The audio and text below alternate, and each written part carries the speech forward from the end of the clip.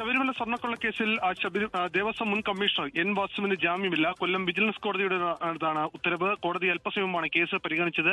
Case പരിഗണിച്ച കോടതി പ്രോസിക്യൂഷന്റെ വാദം പൂർണ്ണമായും അംഗീകരിക്കുകയായിരുന്നു. ഇഘട്ടത്തിൽ ജാമ്യം നൽകിയാൽ പ്രതിക്ക് ജാമ്യം നൽകിയാൽ കേസിനെ നിലനിൽപ്പിനെ തന്നെ ബാധിക്കും. അതുപോലെ തന്നെ ഈ കേസിൽ പ്രോസിക്യൂഷൻ ഉന്നയിച്ച വാദങ്ങൾ വളരെ ശക്തമാണ്. അതുകൊണ്ട് ഇഘട്ടത്തിൽ ജാമ്യം നൽകാൻ കഴിയില്ല. ഹൈക്കോടതി ഇക്കാര്യത്തിൽ അന്വേഷണവുമായി തന്നെ മുന്നോട്ട് പോവുകയാണ്. പ്രോസിക്യൂഷന് കൂടുതൽ സമയം ഈ അന്വേഷണത്തിൽ വേണം. അതിന് പ്രതികളെ നിലവിൽ ജാമ്യത്തിലേക്ക് വിട്ടാൽ ഈ കേസിന്റെ നിലനിൽപ്പിനെ തന്നെ ബാധിക്കുമെന്ന് കണക്കിലെടുത്തുകൊണ്ടാണ് നിലവിൽ ഈ കേസിൽ ജാമ്യം നൽകേണ്ടതില്ല എന്ന നിലപാട് ഇപ്പോൾ കൊല്ലം വിജിലൻസ് കോടതി എടുത്തിരിക്കുന്നത്. കേസ് പരിഗണിച്ച ഉടൻ തന്നെ ജാമ്യം നൽകാൻ കഴിയില്ലെന്ന നിലപാട് കോടതി വ്യക്തമാക്കുകയായിരുന്നു.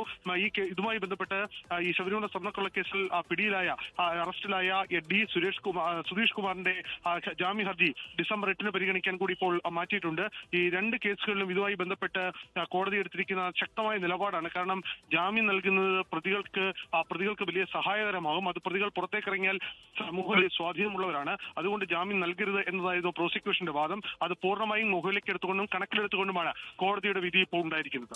ഇതിൽ എൻ വാസു പ്രധാനമായും പല വാദമുഖങ്ങൾ ഉന്നയിച്ചിട്ടുണ്ട്. അതിൽ താൻ ബോർഡിന് കൈമാറുകയാണ് ഉചിതമായ തീരുമാനം കൈക്കൊള്ളാൻ എന്നൊക്കെ പറഞ്ഞിട്ടുണ്ട്. അപ്പം തന്നെ തന്റെ ആരോഗ്യ കാരണങ്ങൾ, പ്രായം, ഇതൊക്കെ പരിഗണിക്കണമെന്ന ആവശ്യം ഇതെല്ലാമാണോ എൻ വാസു ഇന്ന് കോടതിയിൽ ഉന്നയിച്ചത്?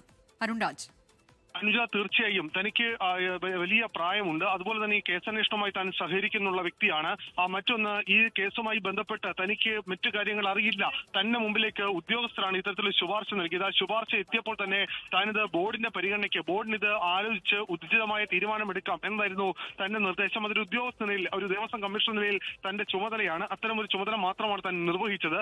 അതിനപ്പുറം താൻ ഇതുമായി ബന്ധപ്പെട്ട് യാതൊരു നീക്കങ്ങളോ ഇടപെടലോ നടത്തിയിട്ടില്ല എന്നതായിരുന്നു എൻ വാസുവിന്റെ പ്രധാനപ്പെട്ട വാദങ്ങളിലൊന്ന്.